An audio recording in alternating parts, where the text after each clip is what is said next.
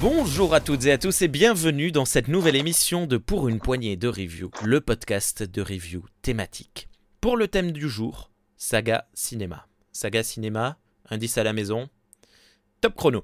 Paru pour la première fois en France le 7 août 2013 et basé sur une série de livres à tendance dystopique, je suis composé de 4 films et une série TV. Traitant à la fois de sociologie, de racisme, de politique et de critique sociale, chacun de mes films aborde ces sujets d'une manière plus ou moins différente. Tant dans mon format que dans mon message, j'ai su me renouveler à chaque nouvel opus. Je suis... Odor. Série. Bravo à tous les deux, Odor et Astérix. Oui, ça marche. Non, il n'y a pas eu de film sur Odor. Désolé. Eh bien oui, nous y sommes. C'est la deuxième partie de Pour une poignée de... Merde, ça y est. C'est la deuxième partie de The Purge. The Purge, American Nightmare de son français. Nous allons aborder aujourd'hui le 3e et le 4e film de la saga. Et avec pour parler de et pour parler de tout cela, vous avez déjà entendu leur sublime voix à tous les deux. Bonsoir Renaud, comment vas-tu? Salut Rémi, salut à toutes et à tous. Et bonsoir Charles, comment ça va? Hey, salut, comment allez-vous? Alors n'attends pas de réponse du public. Oui, Parce c'est que pas bon, faux. déjà il y en a pas. On est en live, il y a 0 auditeur ni auditrice. Et... C'est la folie, c'est ça. Et un téléchargement, on Je sais verra pas si bien. sorti tout seul. Mais avant de parler de la deuxième partie de cette saga The Purge, American Nightmare, on va faire le petit tour de table habituel pour parler de nos dernières geekeries du moment. Qui veut commencer? Oui. Renaud? Pourquoi pas? Ça va être très très rapide. Par où commencer? Alors, 2 sujets abordés. Le premier, on peut parler de la reprise de Game of Thrones, peut-être. Oui. Ça passe pas mal en ce moment. J'ai vu que Charles aussi sur les réseaux sociaux avait été assez à fond. Là, aujourd'hui, il y a l'épisode 2 qui est sorti. Bon, moi, je vais le voir demain. Moi, j'ai trouvé que ça reprenait tranquillement le rythme, à voir ce que ça va donner sur la suite de la saison. Mais en tout cas, je suis hypé, comme beaucoup de monde d'ailleurs. Et voilà, après, en termes d'autres sorties importantes, je suis en congé demain et après-demain. Donc, je vais en profiter pour aller voir mercredi matin tranquillement la suite de Avengers. Voilà, je vais me remater Voilà, je vais remater Infinity War demain tranquillement, et puis après aller au ciné voir la suite et voir ce que ça donne, ouais. Ok. T'es toujours hypé par cette Marvel Cinematic Universe? Plus du tout. Franchement, plus du tout, mais c'est vrai qu'Infinity War a été quand même assez divertissant. Il y avait cette peur, un peu cette crainte avec tous ces super-héros, mais au final, Thanos était un méchant qui sortait du lot par rapport aux autres méchants qu'on avait pu voir dans les précédents films, et ça fait du bien. Après là, vu qu'on va traiter une seconde partie, je sais pas du tout à quoi m'attendre. Je sais pas si ça va être aussi bien, mais en tout cas, bon, ça va clôturer quelque chose, et de ce fait, voilà, je suis intrigué de voir ça, notamment au cinéma. Sans Ok. 3D, malheureusement sans VOST, donc en version française, mais voilà, on va s'arrêter là. Et ouais, donc t'es comme moi par rapport à Star Wars. Ça y est, on va se disputer. Non, je déconne, on partira pas sur ce terrain très glissant et très miné. Ok, pas de jeux vidéo? Je continue Spider-Man, peut-être Charles en parlera, puisque là il y est pas mal dessus. On va en parler. Voilà. Je termine Spider-Man, c'est toujours aussi bien, c'est toujours aussi divertissant. Alors, rien à rajouter, sinon dans d'autres thématiques ou geekeries. Ok. Donc du coup, ça va être à mon tour. Ben ouais, je t'écoute. On t'écoute. Alors, 4000 personnes. 45 000 personnes. 878 000 personnes sont derrière ouvrant leurs AirPods. On y croit tous. Donc moi, pour rebondir un peu, Game of Thrones, ouais, toujours hyper hypé. J'ai hâte d'atteindre la fin de la série. Au niveau du Marvel, je l'attends, mais je l'attends plus pour connaître la suite de l'histoire que réellement une véritable hype. Je suis lassé par ce monde de super-héros. Mais comme ça fait 10 ans qu'on le suit, je me dis, bon, c'est qu'on le laissait passer aujourd'hui, quoi, autant le continuer, quoi. Voilà. Donc, c'est plus dans cette optique-là que je vais aller voir Endgame. Après, en termes d'autres geekeries, j'ai découvert un petit jeu de société hyper sympa, du coup, Seven Wonder Duel, qui est une véritable tuerie. C'est un jeu, en fait, qui se joue à 2 joueurs uniquement. Donc, il est vraiment étudié pour être joué à 2. Et en style, en fait, c'est un jeu de gestion, création, combat, avec uniquement des cartes. Et donc, il y a plusieurs types de victoires. On peut soit compter les points, on va dire, suivant comment on a géré notre cité, ou alors faire des victoires immédiates avec la conquête militaire ou la victoire scientifique. Voilà. Et donc, il faut jauger l'ennemi, qu'est-ce qu'il va faire, l'adversaire, qu'est-ce qu'il va faire, est-ce qu'il va plutôt partir sur du militaire ou du scientifique, essayer de bloquer l'ennemi, mais en même temps faire gaffe qu'il n'ait pas trop de points au cas où la partie se finisse. Voilà. Donc, un bon petit jeu de société. J'en ai beaucoup entendu parler. Et tu sais, j'ai oublié de t'en parler par contre, mais moi j'ai Seven Wonder à la maison. Et en fait, ça fait exactement 6 ans que je l'ai à la maison et que je n'y ai jamais joué, pas une seule fois. Du coup, si un jour tu passes par là... franchement, oui, clairement. Parce que du coup, ça m'intéresse de voir le jeu qui est conçu normalement pour plus de 2 joueurs, quoi. Voilà. Alors je voulais juste réagir par rapport à... Je vais passer pour le vieux con du groupe, mais moi, que ce soit Marvel ou mince, j'ai perdu le nom. Marvel ou Game of Thrones, j'en ai rien à faire. C'est incroyable. Marvel, j'ai arrêté avec Ant-Man. Et Game of Thrones, j'ai arrêté, je sais pas, la quatrième saison, je pense, par là. Non, la mort de... quand il se fait tuer. Oups. Ok. Non, j'ai vu la saison après. Voilà, deuxième spoiler. Et au fait, qui meurt au début, il se fait couper la tête. Et non, j'ai juste vu ça et après je me suis arrêté parce que j'avais pas de hype particulière, mais c'est pas le genre d'univers qui me parle, c'est pour ça. Mais bref. Mais après je comprends tout à fait que tout le monde soit à fond derrière. Voilà. Quoi d'autre, Charles ? Tu nous as parlé un peu de télé, ciné. Voilà, je vais partir sur le jeu vidéo. Oui. On a un petit peu teasé. J'ai pu enfin mettre la main sur le Spider-Man sur PS4, qui est une véritable tuerie. En termes de scénar, c'est hyper bien écrit. On a même droit à un caméo de Stan Lee, quand même, dans un jeu vidéo. Enfin, c'est génial, quoi. On a plein de références à tout l'univers Marvel. Donc, on va avoir des références à Doctor Strange, à Daredevil, à Jessica Jones, et j'en passe, et j'en passe, et j'en passe. Énormément aussi de blagues au niveau de la VF, elle est excellente. Et énormément de blagues qui ont été franchisées, en fait, pour coller, en fait, et qu'on puisse comprendre les blagues. Donc, il y a pas mal de références à la télé, à ce qui se passe un petit peu de nos jours, entre guillemets, des petites références par rapport à ça, et qui sont, du coup, pour nous, qui ont vraiment été traduites, et pas littéralement, quoi. Un Donald Renew, donc le doubleur de Spider-Man.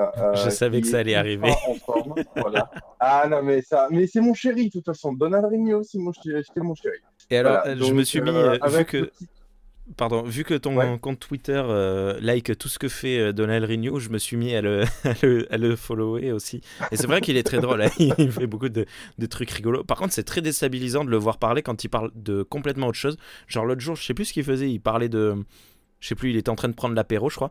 Non, il tapait dans une machine à coups de poing là, de boxe. Et le voir parler, j'étais putain, mais c'est pas possible, c'est très déstabilisant. Bref. Ouais, donc, non, la VF qui est super bonne. L'acteur, du coup, qui fait la voix VF est excellent. Il a le bonne intonation, en fait, pour un Spider-Man assez mature, puisqu'on le démarre pas, du coup, quand il apprend ses pouvoirs. Ça fait déjà plusieurs années qu'il a ses pouvoirs quand on le prend dans le jeu. Et du coup, on sent cette maturité dans la voix, mais à la fois le petit déconneur pour alléger l'ambiance, en fait. Voilà, notamment notamment en fait cette facette, on va dire, du Spider-Man qui va lui poser des problèmes de couple avec MJ. Je vais pas en détailler plus, mais voilà. Donc le scénario est super bien écrit, l'émission s'enchaîne à une vitesse mais affolante. Les quêtes annexes aussi sont très sympas. Petite mention spéciale quand même à la quête annexe avec le faux Spider-Man, voilà, qui est top. Franchement, j'ai bien aimé. Voilà. Non, non, franchement, un bon petit jeu. En plus, il a commencé à baisser, donc ça vaut vraiment le coup. Et c'est marrant parce que ce jeu est sorti quand? Pour Noël, c'est ça? Septembre, En si je dis pas de septembre. bêtises. En septembre. Donc là, au moment où on va être diffusé, ce sera mi ou fin mai. Mhm. Et donc on est presque 9 mois plus tard et on continue de parler de ce jeu. Parce que même dans les réseaux sociaux, ouais, je vois plein de Oui, gens continuer d'en parler. Il y a Link the Sun qui fait des vidéos toujours dessus. C'est assez impressionnant. C'est vraiment un jeu apparemment qui aura marqué les esprits et l'année 18-19. mhm. What Après, moi, de else? toute façon, j'ai une Ah pardon. résolution au niveau jeux vidéo, donc forcément, les jeux vidéo, je vais en parler bien après leur sortie maintenant. Voilà. Parce que Ah, je ne vais plus, normalement, hormis cas exceptionnel, je n'achète plus de jeux Day One. Donc, enfin, au jour J. Donc, je vais attendre qu'ils baissent. Donc, forcément, les nouveautés geeks, ça sera des nouveautés qui dateront un petit peu. ah, mais ça de toute façon, il n'y a pas besoin de... Quand je parle de nouveauté geek, ça n'a pas besoin d'être Oui, non, euh, hier. mais nouveauté pour nous, quoi. Oui. Et puis quand je parle de... Oui, c'est pas... Oui, oui. Nos actualités geek, quoi. Nos Ça occupations me fait actuelles. penser, ça me fait penser, j'ai un petit film qui vient de sortir là, Les temps modernes de Charlie Chaplin. Mais vous savez quoi, c'est vraiment novateur, c'est très sympa. Ça a l'air génial. Ils ont fait une avant-première. Bref. Ok. Est-ce que tu avais autre chose à nous partager, Charles? Non, je pense avoir fait le tour. Est-ce que tu es sûr? Pourquoi j'ai oublié un truc? Tu voulais pas nous parler d'un jeu qui s'appelait Dungeons, qui était en promo Ah, sur Steam? non, mais ouais, mais de toute façon, le temps que l'émission soit diffusée, la promo n'y sera plus.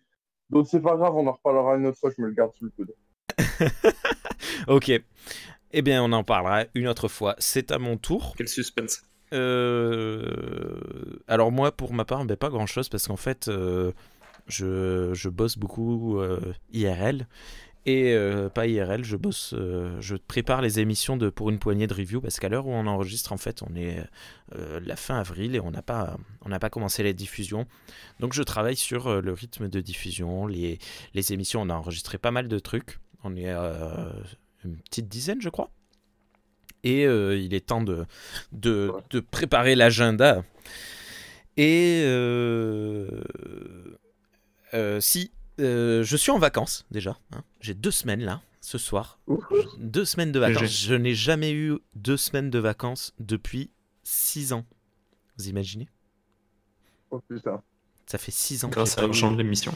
euh, Merci. Voilà. Non, mais en réalité, c'est juste que mon épouse était bloquée. Elle pouvait pas prendre de vacances et il y avait le petit qui avait les 2 semaines de vacances de l'école et ben, il fallait que quelqu'un prenne 2 semaines de vacances pour s'en occuper. Et c'était moi. Et donc voilà, donc je suis très heureux, mais ça veut pas dire que j'aurai plus de geekerie parce qu'il va falloir que je m'occupe de ma petite famille. Et dimanche, hier, j'ai eu une petite heure, c'est-à-dire qu'on est rentré à 17h après le fameux repas familial du dimanche, quoi. Et on est rentré à 17h et il y avait pas d'enfant à la maison, enfin il y avait que la petite et pas le grand. Et je me suis dit tiens, je vais tenter de jouer à un jeu. Et du coup, j'ai lancé ma console Xbox. Alors, ça va être l'histoire que vous entendez sur tous les Oula. podcasts, sur toutes les vidéos YouTube, mais j'ai lancé ma console Xbox One. J'ai mis mon petit CD que je t'ai acheté, là, Et t'as pas pu Charles. jouer. Evolve. Ouais. Evolve, Ouais, c'est ça? ouais, t'as J'ai pas pu lancé jouer. Evolve, et Ouais. là, il m'a dit installation, durée restante. Genre 3-4 heures de téléchargement. J'étais à bon, ok, c'est pas pour ce soir. Et, et je me suis dit, bon, ben, c'est pas grave, parce que l'autre jour, j'ai vu une annonce passer sur Internet. Les Softwares de l'Union des Bretons indépendants ont proposé un jeu qui s'appelle Assassin's Creed Unity, je Oui. crois. C'est ça, c'est Oui. Unity. Ouais. Gratuitement pendant une semaine, suite aux événements qui se sont passés à Paris la semaine dernière, à savoir, si vous n'êtes pas au courant, la destruction par le feu de la cathédrale Notre-Dame de Paris. Et j'ai lancé le jeu. J'ai fait un petit tour dans les options, là, histoire de me régler les images, tout ça, machin. Je lance la première mission. Petite cinématique de 5 minutes. Tout va bien, machin. Et là, c'est bon, c'est à moi de jouer. Mon personnage fait un pas. Et là, gros cri de pleurs dans la chambre d'à côté. Le petit bébé est réveillé. Et il faut s'en occuper. Du coup, Et là, t'es dégoûté. je n'ai pas pu jouer. Et je m'étais dit, bon, bah, tant pis. Et cet après-midi, je pensais avoir un peu de temps. Et pareil, j'ai lancé le jeu, je suis resté sur le menu et j'ai quitté le jeu. Bref, voilà. Ma vie de trop occupé. Bon, on y va? C'est parti? Ah, mais non, Oui. mince, on devait parler de Purge 3, mais il nous manque. Oui. Matou, c'est Matou qui devait en parler. Oui. Ah, mince! Ah, il nous en manque un. Eh bien, Merde. écoutez, c'est pas grave, on commence à en parler. Est-ce que quelqu'un veut s'occuper du résumé? Je suis pas du tout préparé. Moi, je ne suis J'aurais pas du tout plein de préparé, trucs. mais écoute, tu me laisses 3 secondes et demie et puis je vais essayer de faire un truc. Ben écoute, de toute Je vais façon, essayer qu'il soit mieux que la dernière fois. il n'y a pas de souci. Euh, On vient d'accueillir un nouvel auditeur et c'est pas grave. Il nous connaît bien, il sait qu'on est un peu branleur sur En les live. bords. Pour les Je personnes m'en qui nous mets écoutent les en événements rediffusé, ben, c'est quelqu'un qui, lorsqu'il arrive, il dit pas capla, il dit capla que quand il faut partir. Quand il arrive, je sais plus comment on dit la formule de politesse Klingon pour dire bonjour. En gros, au lieu de dire bonjour, les Klingons disent un truc du genre qu'est-ce que tu veux, si je dis pas de bêtises. Voilà. Bon, je peux faire un résumé. Il sera court, hein, mais je peux Oui, faire le vas-y. résumé. C'est parti. Donc, American Nightmare 3, les élections. Donc, on commence du coup en 2022. On est le soir de la purge et on voit une famille en train de se faire massacrer par un psychopathe, voilà, et va réussir à s'en sortir une jeune femme du coup du nom de Charlie Rowan. On la retrouve 20 ans plus tard et elle est devenue sénatrice et elle se présente aux élections présidentielles. Elle souhaite du coup arrêter complètement la purge et donc est la seule représentante voulant arrêter cette purge et se mettant contre le gouvernement en place, les nouveaux pères fondateurs. Naturellement, ça ne plaît pas trop à ceux qui sont en place et ils veulent s'en débarrasser. Ils décident donc d'abroger la loi permettant de protéger les personnes du coup politiques durant la purge. Donc ils abrogent cette loi et donc pendant la purge, toutes les personnes politiques peuvent aussi se faire trucider joyeusement. La sénatrice a un petit garde du corps qu'on reconnaîtra bien puisqu'en fait c'était le héros du 2 qui est devenu du coup son garde du corps et qui lui conseille du coup lors de la nuit de la purge de s'enfermer.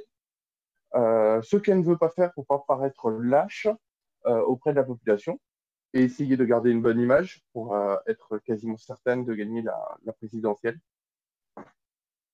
Elle va donc se terrer chez elle, bien protégée, mais il va y avoir des traîtres, naturellement, puisque les nouveaux pères fondateurs vont payer les gardes de la sénatrice. S'ensuit une moult péripéties où la sénatrice et son garde du corps vont rencontrer également plusieurs personnages qui vont participer malgré eux à la purge.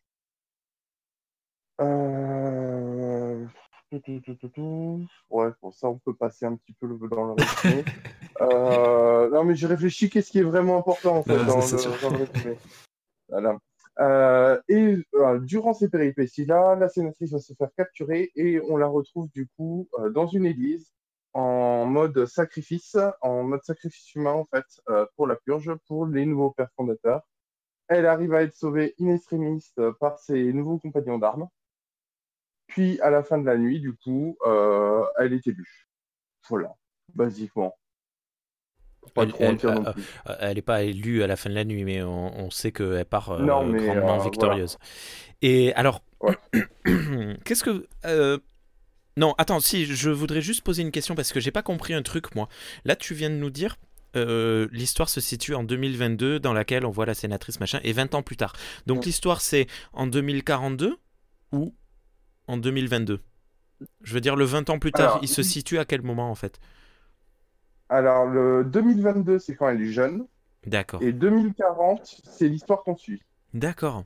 D'accord, ça tu vois, j'avais pas compris et je pense que ça va être Ouais, moi non intéressant. plus. On va en parler un peu plus tard parce que il peut y avoir un petit message derrière cette histoire de date. Merci de la précision.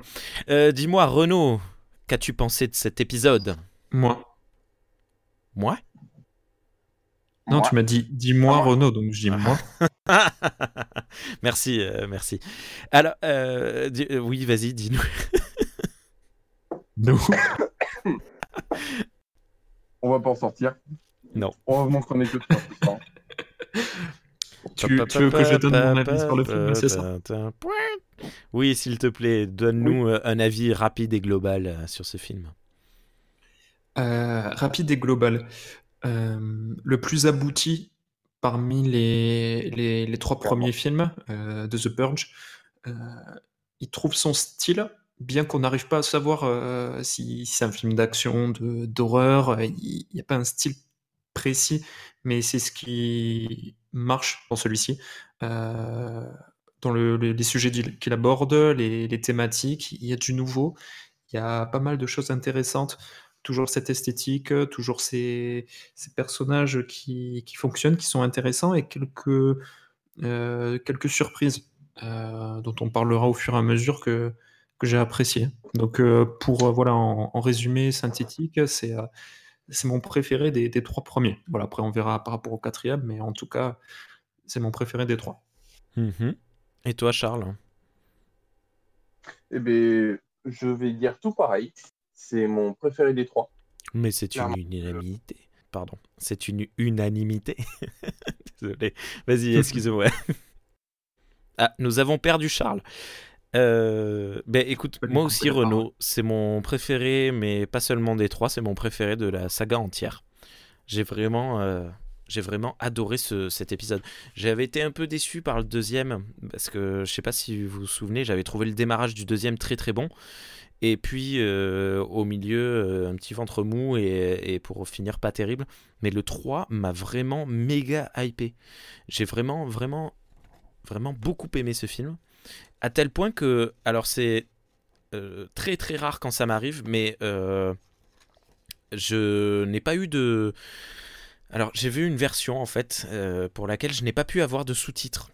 Et du coup j'ai dû regarder le film en version originale sans sous-titres. Et malgré cela, c'est un film que j'ai vraiment adoré, vraiment très très...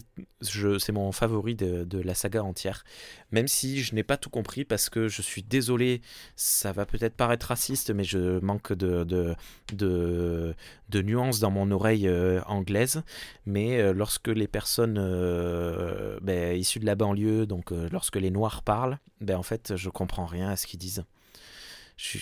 Parce qu'ils utilisent un espèce d'argot et un phrasé un peu particulier au début, dans la première partie, lorsqu'on a toute cette famille là, dans la boutique qui papote. Ouais. Je n'ai strictement rien compris. J'ai compris qu'il disait vite fait qu'il y avait il parlait un petit peu de politique en disant que cette sénatrice avait l'air intéressante, machin, et que ils étaient pas trop contents de la purge, quoi. Mais à côté de ça, je ne comprenais rien du tout. Et donc, sur le coup, je me suis dit, aïe, ça part très très mal. Mais en fait, très rapidement, c'est passé. Et voilà. Et après, j'ai appris à kiffer Here's my negro. C'était trop cool quand il disait ça. Bref, alors, Charles est revenu. Oui, Charles revient. Charles revient parmi les tiens. Donc, Montre-nous le chemin. Ce que tu as dit, Rémi. Comment ? Pas tout entendu le début. J'ai pas entendu le début, mais j'ai à peu près compris ce que tu voulais dire en général. Moi, personnellement, je suis hyper content de ce film. Un peu comme Renaud. C'est le meilleur pour moi de la saga. Celui-là, le plus abouti, c'est le vrai 2. Comme la dernière fois, j'avais dit que le 2, c'était le vrai 1. Et bien là, voilà, c'est le vrai deuxième film, The Purge, je trouve. On a tous les thèmes importants, on va dire, à aborder lors de la purge. Donc aussi bien le côté psychologique, le côté politique, le côté racial. On a vraiment tous ces côtés-là qui sont bien menés. Les différents styles aussi de films, avec donc l'horreur, le politique, voilà, tout est bien mélangé en fait. Tout se suit, on le regarde, mais d'une seule traite, on voit pas le temps passer, avec énormément de petits rebondissements en fait. Et les personnages très attachants. Moi, j'ai noté ce que j'avais dit du premier et du deuxième film, c'est que avec un concept de la purge, on pouvait faire plein de choses. Et ce film fait plein de choses. Je vois, je regarde la liste là, et je vois notamment la fameuse règle comme quoi on peut faire venir n'importe qui dans la purge. Ça a créé le murder tourisme, le tourisme de la mort. Oui. Je trouve ça. Je trouve ça super intelligent comme concept. On a aussi l'histoire toute bête, mais le soir de purge, les assurances, elles augmentent. Bam. Oui. C'est super cool. Enfin, c'est des petites touches. On va pas baser le film là-dessus, mais bam, une petite touche par-ci par-là pour te dire que tu es dans un monde. C'est pas. Dans le premier film, en fait, on nous a introduit la purge et on nous la présente dans un huis clos. Dans le deuxième, on l'ouvre dans une ville entière. Et dans le troisième, vraiment, c'est beaucoup plus mondial. Le monde a évolué et les personnes qui sont dans ce monde ont évolué avec ce film. Avec la purge. Et d'ailleurs, voilà, c'est là-dessus par rapport où je voulais revenir par rapport à cette histoire d'année. Vu que le film commence en 2022, c'est la scène d'intro, elle est très courte, mais bon, on voit un mec utiliser son téléphone portable, machin. Ok, on est dans le présent. Et là, bim, 20 ans plus tard, 2042 ou 2040, je sais plus. 2040. Et en fait, la technologie n'a pas évolué. Les drones sont un peu plus utiles qu'ils ne le sont maintenant, mais le monde, même si il a été transformé, il n'a pas évolué tant que ça. Et je pense qu'il y a peut-être un message social là-dessus, dire que la purge, c'est peut-être pratique pour tuer des pauvres, mais en fait, ça permet pas au monde d'avancer et d'évoluer. C'est possible. Après, tu vas peut-être un peu trop loin. Tu crois ? Ouais. Surtout, du coup, le 4 vient contredire tout ce que tu viens de dire.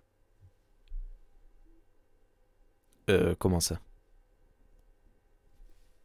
T'es sûr qu'on en parle maintenant ? Ouais, comme tu veux, mais... Non, vas-y. Alors oui, on a décidé pour les auditeuristes. Qu'est-ce qu'on fait ? Vous voulez qu'on aborde une zone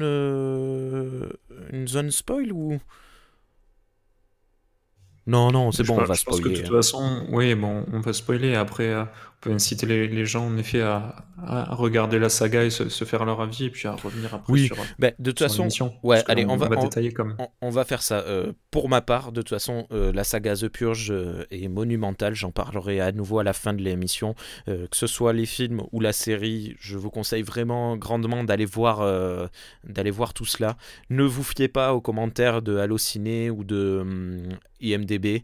Je crois que Rotten Tomatoes est un peu plus juste avec le regard, mais allez voir ces films, coupez le podcast, mettez en pause, allez voir ces films et revenez.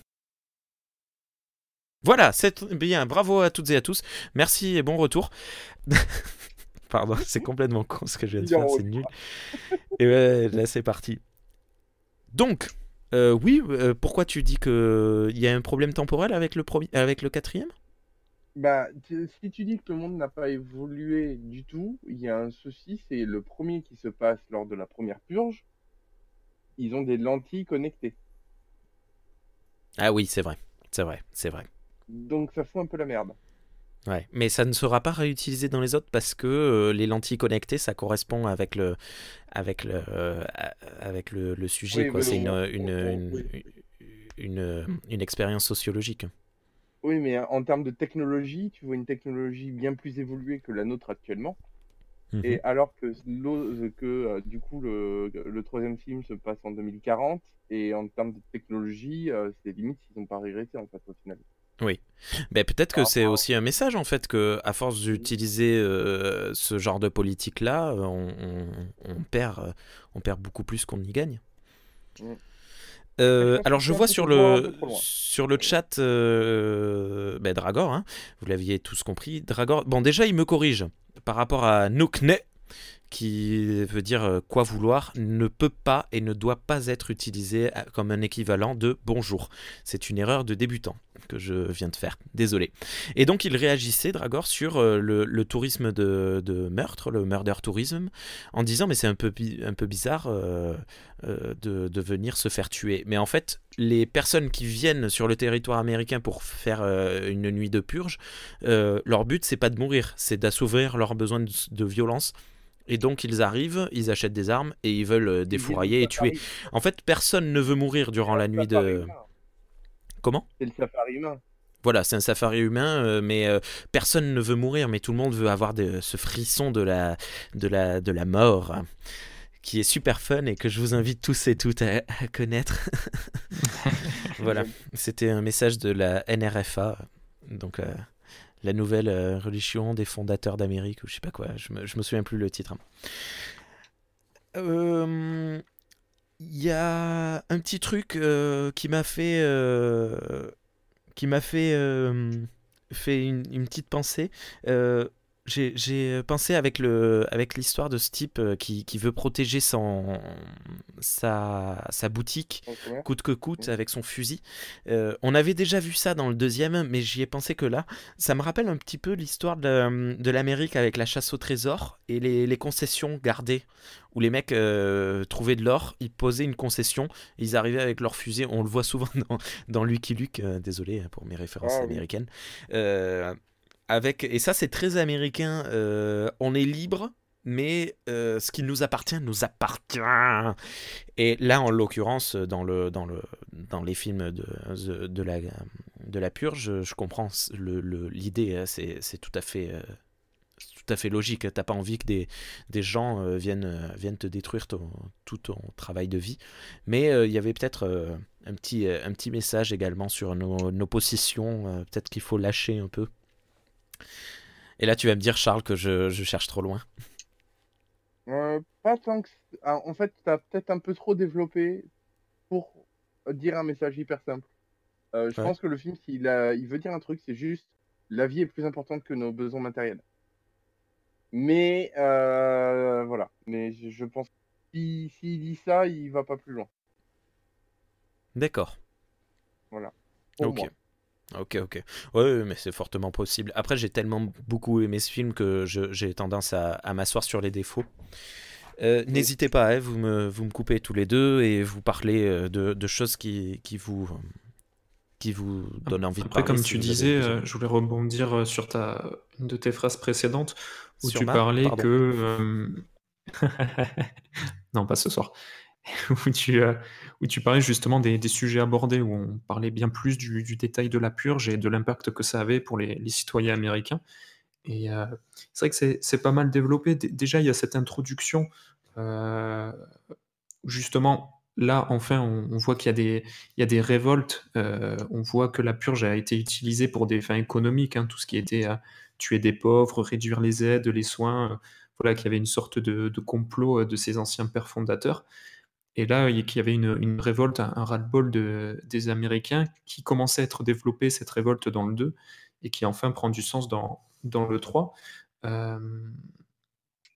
Après, voilà, ce côté aussi politique, là, on peut peut-être y revenir. Comment on apporte l'intrigue? Comment on dit, ben, pourquoi la politique ne se met pas en sécurité? Je ne sais pas si vous avez, si Rémi t'a compris, vu que tu n'avais pas les sous-titres, mais elle explique qu'en gros, eh bien, elle veut donner l'image qu'elle est une politique proche du peuple et qu'en fait, elle ne va pas aller se cacher dans un bunker Oui. ou un site hautement sécurisé. Elle Oui. va faire comme 90% de la population, 99 je crois, elle disait, c'est-à-dire ben, rester chez elle. Et voilà, il y a des petites techniques comme ça pour comment dire, apporter l'intrigue, mais qui sont pas du tout bêtes. Je sais pas ce que vous en avez pensé, vous. Oui, oui, oui, tout à fait. Alors j'avais compris, ouais. Et sur le coup, je me suis dit c'est complètement con, ça m'étonnerait beaucoup qu'une politicienne fasse ça, mais la raison donnée me paraît justifiée dans le film. Charles. Comme, comme d'ailleurs le mec supérette aussi qui veut rester à la supérette, la protéger au lieu de lui se mettre en sécurité. Oui, tout à fait. On comprend. Alors il y a quand même deux gros défauts, mais après c'est les défauts qu'on avait déjà soulignés. C'est qu'en fait ce film part d'un super concept, part dans des super, enfin des choses. Il dit et il montre des choses très intéressantes, mais à côté de ça, ben, les méchants c'est des nazis et les méchants c'est des Russes. Et mais bon, après bon, le fait que ce soit des nazis, c'est justifié par le fait que, ben, par les choix politiques de l'Amérique de ce moment-là, l'Amérique purgienne, si je puis dire, qui décide d'éliminer toutes les personnes hors de la société.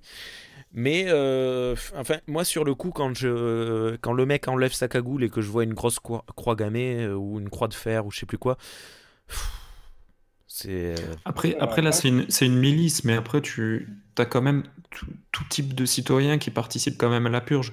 Là, c'est vraiment une milice des extras, des extrêmes, qui sont justement cherchés pour leur inhumanité et pour mener une mission du début à la fin. C'est pour ça ils vont peut-être un peu dans la caricature, mais peut-être pas qu'ils prendraient des personnes venant de l'armée ou ils vont prendre peut-être des professionnels ou des fous, quoi, tout simplement. Salut Matou. Salut. Bonsoir tout le monde. Pour Ah, moi, des trois premiers, c'était celui que je trouve le plus déséquilibré. Extrêmement décevant. Déjà, il y a des partis pris qui ne fonctionnent pas. Le premier, comme tu l'as dit, c'est que c'est censé se passer en 2042 et il est censé s'être passé 17 ans entre le 2 et le 3. Or, deux des protagonistes qui sont dans les deux films, on voit très bien qu'ils n'ont pas pris 17 ans. Puis ça pose un problème au niveau de la technologie, comme tu l'as souligné. Puis, comme ça a été dit, les antagonistes qui sont des gros nazis, des suprémacistes blancs au service des pères fondateurs, c'est très simpliste. 4, les pères fondateurs, ils sont un peu gâteux quand même, hein, parce que là, ils sont vraiment aux fraises. Hein. ouais, ils sont pas très intelligents ce soir-là. Ouais. Mais Donc, est-ce qu'on peut pas dire qu'ils sont stressés parce que ben, pour la première fois ils ont plus l'immunité? non. C'est eux qui décident de faire sauter leur immunité. C'est eux qui se mettent, tu vois, là-dedans et sur une réaction de colère. Si tu veux, dans les déclarations, il était dit que dans le triptyque, le premier, c'était de voir la purge du point de vue des riches. Le second, c'est de voir la purge au niveau des pauvres. Et le troisième, c'est de voir la purge au niveau politique. C'est pour ça qu'on voit les pères fondateurs, qu'on voit l'élection et tout. Et moi, j'étais très, très content de voir enfin un élément un peu plus politique et institutionnel dans ce qu'on nous a montré. Sauf que le traitement manque de nuances. Il y a beaucoup trop les gentils, et notamment Franck Grillo le gentil, hein, et Elisabeth Mitchell la gentille, qui affrontent les gros méchants. Voilà.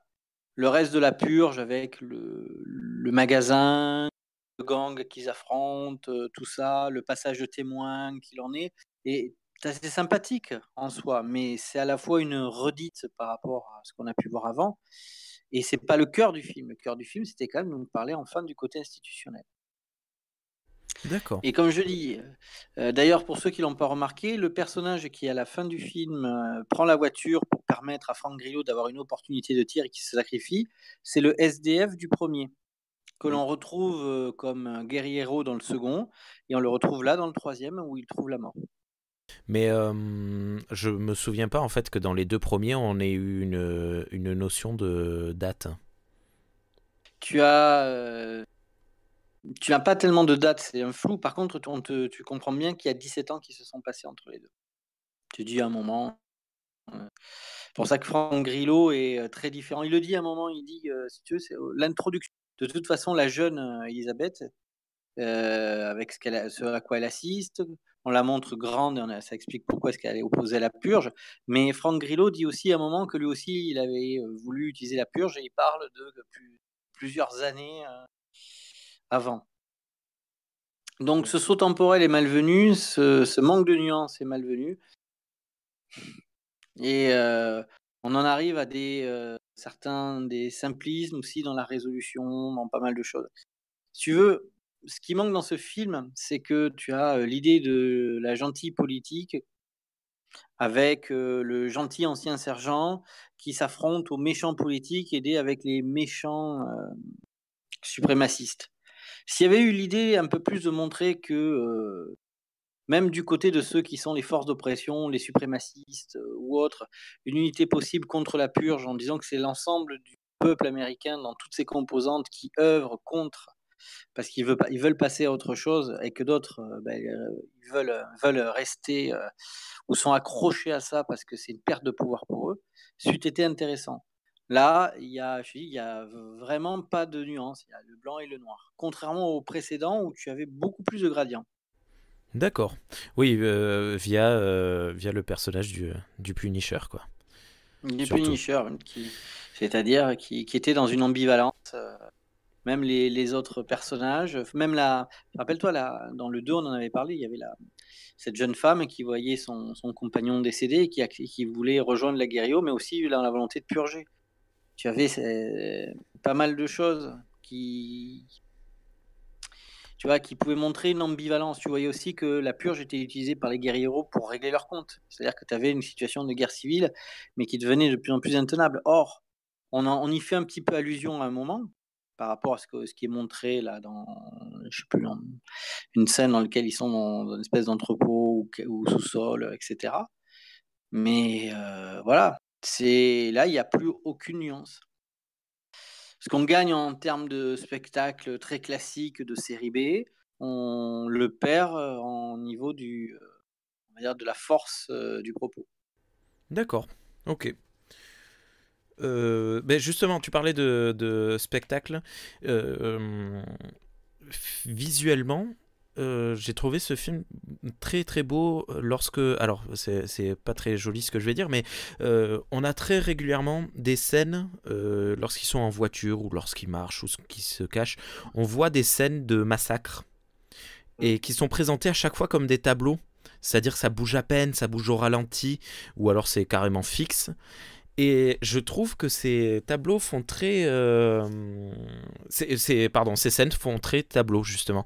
J'ai trouvé ça très, très intéressant esthétiquement. Ça, c'est l'une des... Tu as raison, c'est l'une des forces de la mise en scène, qui arrive à donner des impressions, sauf qu'elle fait très symbolique avec le personnage de la Statue de la Liberté et tout.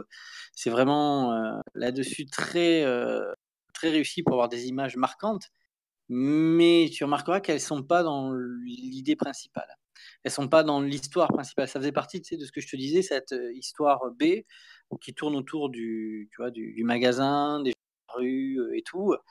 Je veux dire, tu peux l'enlever, tu peux la laisser. Le vrai cœur de l'histoire, c'est avant tout et surtout qu'est-ce qui se passe au niveau institutionnel avec les pères fondateurs qui ne veulent surtout pas que le peuple américain puisse défaire ce qu'il a choisi de faire, parce que c'est une perte de pouvoir pour eux. D'ailleurs, seul truc qui m'a amusé, moi, c'est le personnage de l'opposant politique à Elisabeth Mitchell, qui est une espèce d'outre pleine de vent, de marionnette, tu vois, dont il tire les ficelles. Ça m'a fait sourire. Je trouvais ça assez juste dans l'une des critiques de la politique. Sauf que à côté de ça, Elisabeth Mitchell, c'est loi blanche, parfaite et absolue. Il n'y a aucune aspérité. C'est la gentille. Il faut que la gentille elle gagne pour enlever la purge. Heureusement qu'il y a Franck pour l'aider. Ok.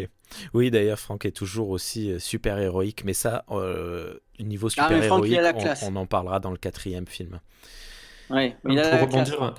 Oui. rebondir sur ce que tu disais, Matou, outre l'esthétique où tu disais que c'était très beau, mais ça n'apportait peut-être rien de plus, tu as quand même, je pense, cette idée ou cette volonté de montrer que, comme ça a pu l'être dans notre société, hein, l'évolution qu'il y a pu avoir, que les gens, quand il s'agit même de commettre des meurtres, des crimes, il y a quand même une réflexion, de se déguiser, de s'amuser avec ça. Tu vois, à un moment, tu as une rue où il y a une guillotine qui est posée. Même les filles en elles-mêmes, alors là, ça peut laisser penser que aussi c'est la société un peu comment dire, de se montrer, cette société d'image où elles sont en bimbo, tu vois, un peu sapées, leur voiture guirlande, là, tunée, on va dire. Tu vois, il y a cette idée-là. Donc, outre l'esthétique, tu as aussi, je pense, un message aussi derrière quand même. Mais c'est très beau. Visuellement, il continue cette idée-là qui serait un peu perdue dans le cadre, je trouve. Mais tu vois, je suis qui est d'accord. super. Mais cette idée, ce plan, tout ce que tu dis sur l'histoire B fonctionne.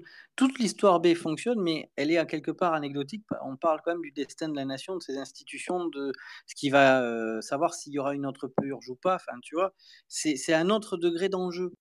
Et l'intrigue B, dont tu dis, elle donne les images marquantes, elle donne les personnages les plus marquants, elle donne la symbolique la plus marquante.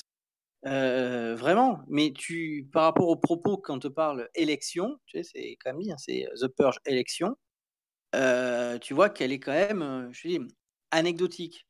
Et c'est dur de le dire parce que comme tu soulignes, c'est là où il y a la plus grande richesse du film. Pour moi, c'est là où tu vois que l'histoire principale, tout ce qui est avec Franck Grillo, ne fonctionne pas. Ne fonctionne pas à donner cette nuance, ce contrepoint, ce qu'elle pourrait amener comme, tu vois, comme convergence. Moi qui suis un grand fan du 2 et même du 1, tu remarques comment toutes les intrigues convergent quand même à un moment. Les thématiques s'entremêlent pour dire quelque chose. Or, là, on a 2 histoires parallèles. D'accord. Je voudrais parler d'un personnage, mais j'ai complètement zappé son nom. On va l'appeler Rémi. L'hispanique qui vient qui vient. Ça fait 2 ans qu'il est arrivé aux États-Unis et qu'il est américain. Et j'ai noté en fait. Marcos. Marcos. Ouais, Marcos c'est je crois, ou Marco, et celui qui gère le magasin, c'est Joe. D'accord, merci beaucoup. Mais Marco ou Marcos, sur le coup, en fait, j'ai eu du mal à comprendre en fait son but. Pourquoi est-ce qu'il voulait absolument aller dans les États-Unis alors que moi, rien que le fait qu'il y ait une purge, j'aurais dit il n'y a pas moyen. Mais moi, je ne suis pas mexicain, je mange à ma faim et j'ai une famille. Le Mexique à l'heure actuelle, alors on va voir si les choses vont changer avec les élections, mais on est arrivé dans un état de chaos où la purge c'est tous les jours. Hein.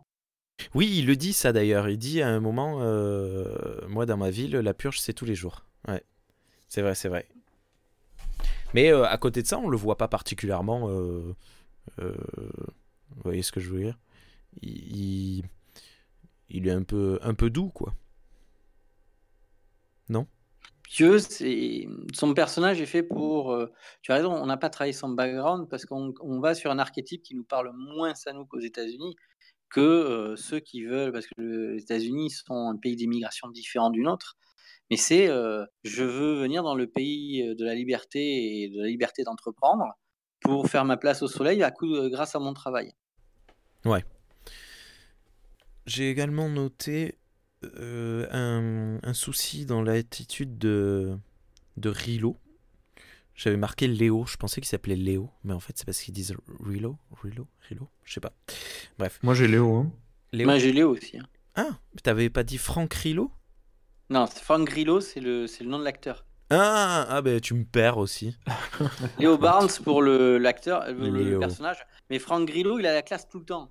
D'accord. Même quand il fait qui va se faire péter dans je crois que c'est dans Captain America, ouais. Dans le 2, il est un personnage assez retors, et dans le 3, il se fait péter. Ah, j'ai pas vu le 3, mais dans le 2, c'est quel personnage? C'est l'un des sections d'assaut qui viennent arrêter Captain America à un moment. Ah, je J'en me dirai pas souviens plus pas. pour pas spoiler le film. Ah, mais oui, dans Mais Franck, il a la dans classe. l'ascenseur. Oui, dans l'ascenseur. Ouais. Bah, il se fait péter dans Non, le mais 2 tu sais, aussi. Hein. tu sais, Franck, ça fait partie des mecs. Tu lui mets un sac poubelle dessus, tu vois, et tu lui laisses un peigne, mais il aura toujours plus la classe que moi avec un costard à 10 000 euros. Ok. Bah après, bon, c'est selon toi. Je sais pas. Charles, dis-moi, qu'est-ce que t'as pensé, toi, de ce personnage? Parce qu'on nous l'avait présenté dans le deuxième film comme un personnage avec de la nuance, comme dit Matou, qui au début a un but et une décision et qui finalement change, mais petit à petit, machin. Et dans celui-là, comment tu l'as pensé? Moi, je trouve que c'est l'évolution du personnage comme il l'a fait, en fait. Cette évolution, pour moi, elle est logique. Ouais. Vu ce qu'il a vécu dans le 2 et ses choix du 2, c'est logique qu'il décide de faire arrêter la purge au vu de ce qu'il avait failli faire lors de cette soirée-là, en fait. Ah, mais je suis totalement d'accord. D'accord. Donc, pour moi, ce qu'il a fait, c'est totalement logique et c'est un très bon choix pour ce personnage-là, Je suis totalement d'accord. par rapport à ses actions. Moi, je l'ai trouvé un poil trop dans ce film héros américain unidimensionnel. Tout le long du film, il part en solo, explorer tout seul, machin. Il arrête pas de dire à tout le monde restez derrière, je m'en occupe. C'est ce qu'il Et faisait dans le 2. Hein. c'est déjà ce qu'il faisait dans le 2, mais dans le 2, on nous le présentait comme un vengeur, un punisher. Et dans le 3, on nous le présente comme un mec qui est censé prendre soin de sa petite politicienne. Et tu veux, dans le 2, ce qui change, c'est que dans le 2, il dit la même chose, mais il est, tu veux, il est contraint, c'est-à-dire qu'il ne veut pas s'occuper d'eux, mais sa morale le contraint à le faire. Parce qu'ils sont quand même, pendant tout le film, tu te dis, d'accord, il suit, mais il était là pour participer à la purge, il a quelque chose, il y a un mystère qui est tout autour, tu sens que c'est pas un pourri, mais tu sens qu'il veut faire quelque chose de répréhensible, donc tu as une tension. Là, tu es juste en train de te dire, oh, heureusement qu'il est là, Franck. Hein. Ouais. Allez, vas-y, Franck, vas-y, pète la gueule, on pourra marcher ensuite. Allez, vas-y. Ah, il y a un drone, allez, vas-y, Franck, fais-toi le drone. C'est-à-dire, à aucun moment tu n'as cette ambiguïté, à aucun moment tu te dis, je sais pas tout sur ce personnage. Comme dit très bien Charles, son évolution elle est totalement logique, mais entre le début du film et la fin du film, il est le même. D'ailleurs, c'est un des problèmes. Elisabeth Mitchell est la même, le suprémaciste est le même. Il y a vraiment que Marcos qui change. Tu vois, encore une fois, c'est l'histoire B qui est en fait la plus porteuse. C'est vrai. Il s'enlève des balles à main nue, il les retire de son épaule parce qu'il y a un traceur dedans. Oh là là. Ça, c'est vraiment le genre de truc qui m'a sorti du film. Mais bon. J'ai noté qu'il n'y avait toujours pas de violence gratuite parce qu'on peut se dire au bout du 3e film, justement, comme tu dis, moi je m'étais pas rendu compte de ce que tu disais, Matou, avec un propos plus simpliste, mais bon, d'un côté, ça marche parce que moi c'est ce qui m'a le plus plu. Enfin bref, mais on pourrait se dire qu'en faisant un propos plus simpliste, on pourrait partir plus dans l'horreur ou dans le machin, et toujours pas de violence gratuite. Les scènes de violence sont sur ou faites par les protagonistes et servent à faire avancer l'histoire, sauf dans les cadres des tableaux, mais vu que c'est esthétique, c'est pas gratuit non plus. Non plus, tu as raison. J'ai trouvé ça toujours aussi intelligent. C'est une des forces. Oui. Pardon. Oui, vas-y. C'est ce dont je parlais tout à l'heure. C'est aussi peut-être où on pourrait voir un inconvénient. Là, un avantage pour The Purge, c'est qu'il n'a pas un genre défini. Des fois, ça pourrait basculer dans l'horreur, mais il s'arrête là juste avant. On est plutôt dans de l'action. Il y a un mélange des genres qui fait que Ouais. il est assez libre de décider d'une scène à l'autre. Ah ben tiens, là, je vais plus pousser dans ce style-là, et dans l'autre scène, peut-être plus là-dessus. Mais je suis d'accord. Tu pourrais imaginer, je veux dire, une idée folle, mais tu pourrais même imaginer une nuit de la purge avec deux groupes qui s'affrontent, prêts à en découdre, pouvoir se tuer là-dessus, et l'arrivée de zombies qui les force, tu sais, à coopérer exactement comme dans un film vu par Rémi dernièrement, La Horde. Mmh. Oui. D'ailleurs, le 4, Mais La tu vois, Horde 4. ça fonctionnerait. C'est-à-dire, tu pourrais même mettre dans la purge un élément de fantastique avec des zombies que le style s'y prêterait. C'est vrai, et par contre, moi, il me fait penser à. Je crois que c'est Land of the Dead, du coup. Je sais plus. Un des films de Romero. Le troisième. Ouais, c'est vrai. Je sais plus, dans celui dans lequel on se rend compte qu'ils sont vraiment très intelligents parce qu'ils vont à la pompe Le à troisième, essence, c'est ils essayent de mettre de l'essence dans la J'adore voiture et ce tout. date. C'est vrai. C'est vrai ce que Le tu viens de meilleur. dire, Matou. Tu viens de tuer le game. Il y a un truc. Alors, c'est vraiment à la fin, la scène de l'église dont tu parlais, Charles, quand la sénatrice est faite prisonnière. Putain, allez, c'est pas grave, on peut dire des gros mots, on a vu The Purge. Putain, ça m'a fait penser à Silent Hill. Tout le long, j'étais là, putain, ils vont y foutre le feu. Et bon, finalement, heureusement, ils l'ont pas fait. Mais vous avez pas eu cette esthétique-là de l'église froide, désuète, cette vision non? Silent Hill, je l'ai pas fait. Donc, Ah. Moi non plus. forcément, Ah ça putain, m'aide Christophe Gans, les gars, quoi! pas. Par contre, ce à quoi ça m'a fait penser, c'est Resident Evil, le film. Ah. La scène de l'église, où Ah oui, elle mais rentre avec la moto là-dedans. C'est pas la même. C'est pas la même. Oui. Non, mais je vois quelle scène. Ouais, c'est vrai. Et c'est pas le même. C'est pas le même genre de Moi, je te dis, traitement. moi, la scène dans l'église, c'était une manière de montrer que la religion participe à l'oppression voulue par les pères fondateurs. C'est-à-dire, encore une fois, tu as envie de dire, ouais, je crois que dans cet épisode, on a oublié la nuance. Faut que je m'y fasse. Moi, c'est ça que ça m'a fait penser. Par contre, c'est un petit peu rattrapé par le 4e épisode, ça. L'Église a une vision un peu plus positive dans le 4e épisode, mais on en parlera dans 2 ou 3 minutes, je pense. Je voudrais juste parler de la dernière scène du film dans laquelle on voit Marco qui regarde le drapeau américain et qui se dit This is America. J'ai trouvé ça très très mauvais. Enfin, c'est pas la musique, hein, mais le regard patriotique du mec fier d'être dans un pays où on purge, ça me... je comprends vraiment pas. Mais justement, c'est pas vraiment ça. Enfin, oui, le pays a changé, Ouais, c'est pas trop ça. mais moi ça Non, me mais gave. si Ce tu drapeau veux, américain qu'on voit dans tous les films hollywoodiens, moi ça me mais sort des yeux. justement, Mais dans là, beaucoup ça de a films plus hollywoodiens, d'importance. Là. non, mais dans beaucoup de films américains, tu as raison, c'est un côté patriotique qui est assez pénible. Là, si tu veux, c'est simplement l'idée que son magasin, c'est un héritage. C'est-à-dire qu'à travers le drapeau, Marcos, qui est venu pour les États-Unis, non pas parce qu'ils étaient, mais ce qui lui permettait, il a hérité d'une situation. Pour un pays jeune, nous, en tant que Français, on a plusieurs milliers, enfin, on a plusieurs centaines d'années d'histoire, on a des héritages de partout. Être français, c'est avant tout gérer un héritage assez conséquent. Aux États-Unis, c'est comme je dis, un peuple plus jeune, c'est une nation plus jeune. Il n'y a pas ce même rapport à l'héritage.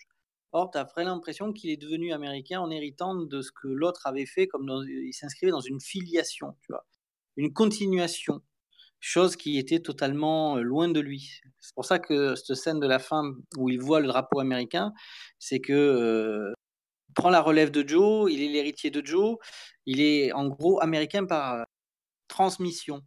Et non pas juste parce que tu es venu, tu as eu un permis de séjour, tu as construit le pays et on t'a accordé la nationalité. C'est D'accord. plutôt en plus une fin optimiste, même si ils disent qu'il y a des manifestations pardon, des violences, c'est quand même sans compter le quatrième, un troisième film, une trilogie qui se termine de manière plus Positif. optimiste. Ouais. Oui, Plus sur de... je, Enfin, bref. je suis tout à fait d'accord, je comprends tout à fait, et vous avez raison tous les deux. Néanmoins, moi, quand je vois un film avec le drapeau américain, ça me saoule, et à chaque fois, ça me donne cette image du premier ou du deuxième Sam Raimi, ben, les deux d'ailleurs, se finissent sur Spider-Man. Spider-Man qui tombe sur le drapeau américain, et ça me gave. Alors je sais que là, le message est totalement différent, mais je suis Mais désolé, ça me sort à chaque fois.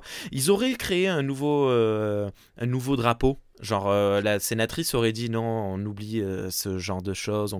Bref, ça aurait pu fonctionner. Mais bon, bref. Mais Mais ça, c'est Rémi, vraiment du détail. C'est pas ça qui me non fait mais ne pas Rémi, aimer le film. c'est pas tant un détail que ça, parce que ta réaction épidermique vis-à-vis du drapeau américain, en fait, symbole patriotique, lourdingue, que tu as tellement vu, quand tu as tellement ressassé, alors que nous, on n'est pas du tout de cette culture, mais on a Au, l'impression qu'on au- veut nous la faire bouffer à au contraire, l'entonnoir. en France, tu sors ton drapeau français, putain, t'es un extrémiste de droite. Hein. Voilà. Sauf si tu aimes Mais le je, foot. voilà. Mais je veux dire que on a tellement bouffé justement à Hollywood qui a voulu nous vendre les États-Unis, presque nous transformer nous en patriotes d'une nation qui n'est pas la nôtre, que je comprends très bien. Moi, je fais comme toi. La première fois que j'ai vu le drapeau, j'ai eu le même situation de rejet. Et puis après, je me dis attends, est-ce qu'il n'y a pas quelque chose derrière un peu plus profond à vouloir être dit, tu vois? C'est un peu comme si, à travers ce genre de film, le message, c'est on veut se réapproprier le drapeau américain et l'idée de la nation américaine, ne pas la laisser à ceux qui veulent en faire on va dire, un espèce de patriotisme mercantile. Là, tu as cité, mais Michael Bay, c'est à peu près pareil. Il faut toujours qu'il y ait leur drapeau, comme tu dis, les Sam Raimi. Et ma mémoire a dû certainement faire la sélection en oubliant pas mal. Ah Mais tous les films, tous. c'est gonflant. Le seul truc que j'adore, c'était le drapeau américain, c'était dans Larry Flint, le film de Milos Forman, donc, qui a fait sa carrière aux États-Unis, mais qui était tchèque. Parce que le personnage de Larry Flint l'utilise pour faire des couches. Ah, c'est mignon. D'ailleurs, Par il contre, prend tu une vois, amende je par me le dis, on aurait ouvert le film avec le drapeau américain de dos, tu sais, en image inversée, ou justement en train de chuter, ou et refermer le film avec cette image du drapeau parce qu'elle est jolie quand même esthétiquement. Le drapeau, il peine à flotter, il peine à se relever, donc il y a quelque chose de joli. Ouais. Mais ça aurait pu soit être plus appuyé, soit ne pas le voir tout court. Mais bon, Ah, tu as voilà. raison, on aurait pu faire une intro un peu plus comme ça, tu as raison. Mais bon, après, vraiment, c'est pas bien important. Et ça ne va pas nous empêcher d'attaquer le quatrième film, sauf si vous voulez dire quelques dernières phrases sur ce troisième film. Franck, il a la classe. My negro. J'ai adoré cette réplique. Et toi, Charles? Non, c'est un super bon film pour moi. Cool. Oui, après moi il reste, comme je disais, mon favori de la quadrilogie. Le quatrième Purge.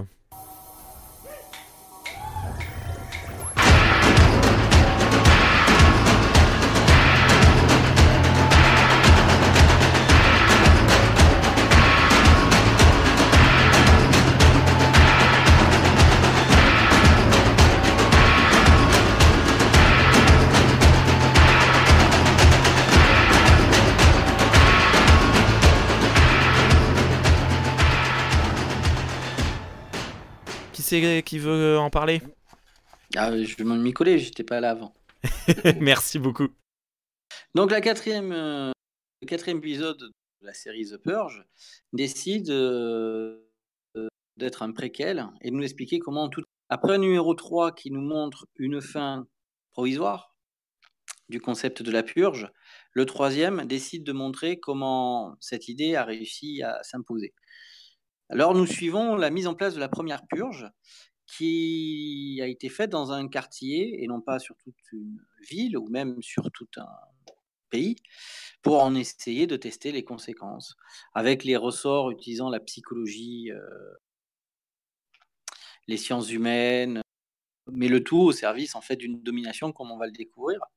Mais l'idée, c'est qu'on va le mettre dans un quartier pauvre et un quartier de noirs.